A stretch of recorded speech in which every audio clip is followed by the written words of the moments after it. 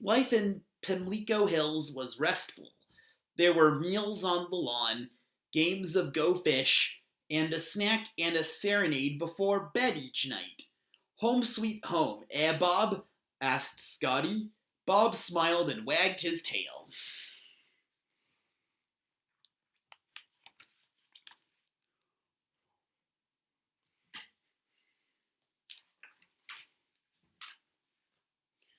One day, Bob and the Lazardos played some baseball in the backyard. Bob could play right and left field at the same time. The Pimlico Pirates watched Bob play. The Pirates had never won a game. They were the worst team in history, but everyone in town loved them and went to all their games. I wish the big guy in green could play for us, said one of the pirates.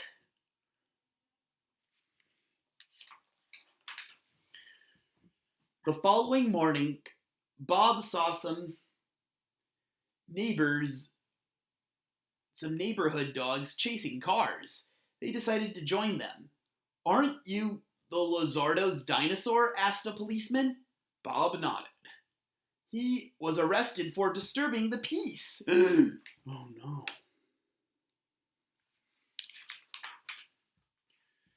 Bob enjoyed being fingerprinted. He didn't understand he was in trouble. The Lazardos rushed to get Bob out of prison, but the mayor wouldn't let him go. I'm sorry, he explained. We can't have dinosaurs running wild in the streets. We'll be sending him back to Africa in the morning.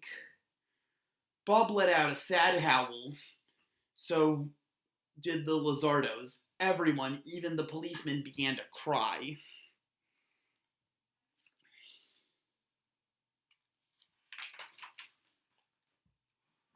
That night, no one at the Lazardos' house could sleep.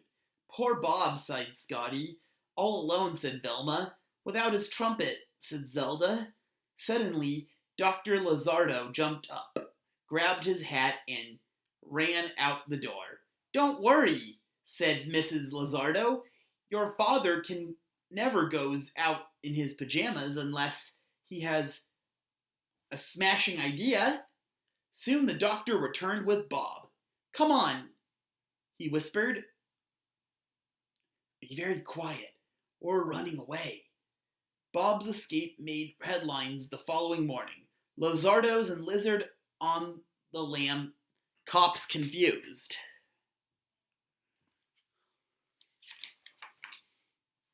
So they hit the open road. If Pimlico Hills won't have Bob, then he won't have Pimlico Hills, said the doctor. It's Bob or bust, said Mrs. Lazardo. Home is where the Bob is, said Scotty, and they all agreed. But something just didn't feel right. Zelda wrote a new song. I'm so lonesome and I hope I'm home sometime soon.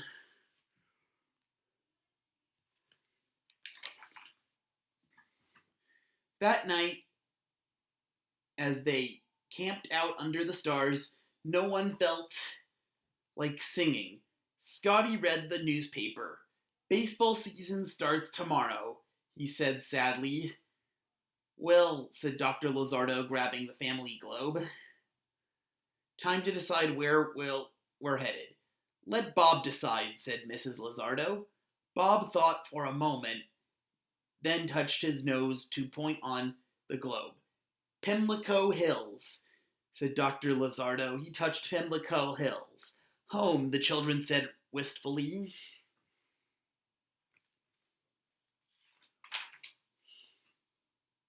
The next day was the opening game for the Pimlico Pirates. As the stadium filled, no one noticed a large bump in the outfield. Everyone in the town was there, including the mayor and his wife, Mrs. de Glumley. The team began to run out onto the field.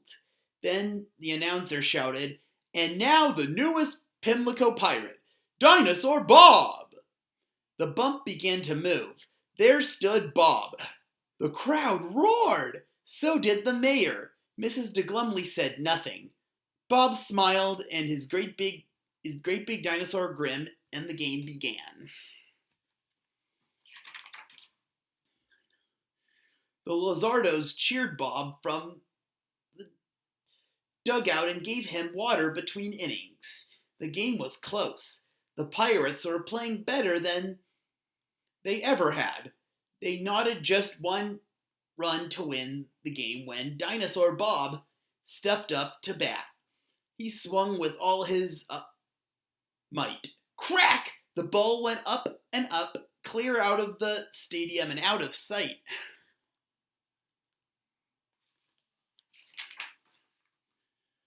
Bob rounded the bases in 3 great strides and touched his nose to home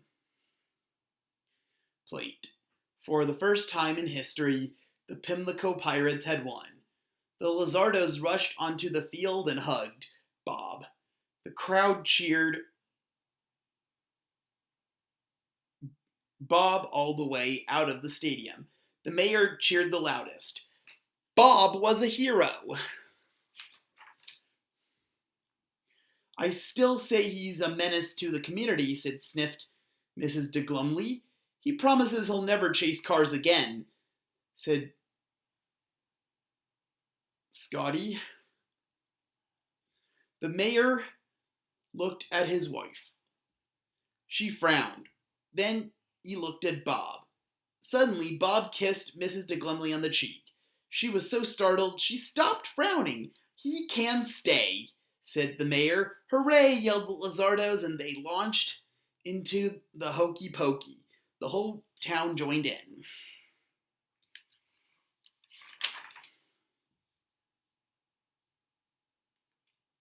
That evening, Bob and the Lazardos had a cookout in the backyard. After dinner, Jumbo brought out the musical instruments. Scotty on the bongos, Bob on the trumpet, and everyone else on kazoos. Here's to Bob, said Dr. and Mrs. Lazardo. The best ball player, said Velma. The best pal, said Zelda. And the best dinosaur family ever had, shouted Scotty. Jumbo smiled. Zelda began to play the ballad of Dinosaur Bob, and they all sang and danced late into the summer night. The Ballad of Dinosaur Bob by Zelda Lazardo, to the tune of Auld Lang Syne.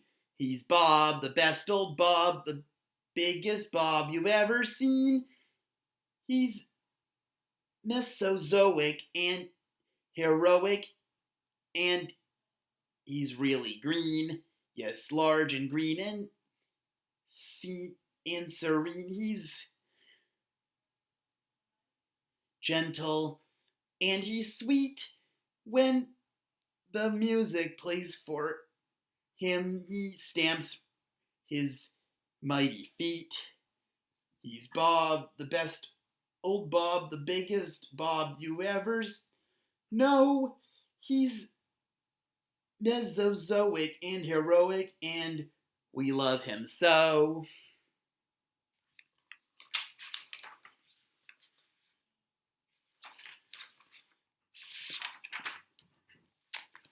The end. I hope you all enjoyed that fun story.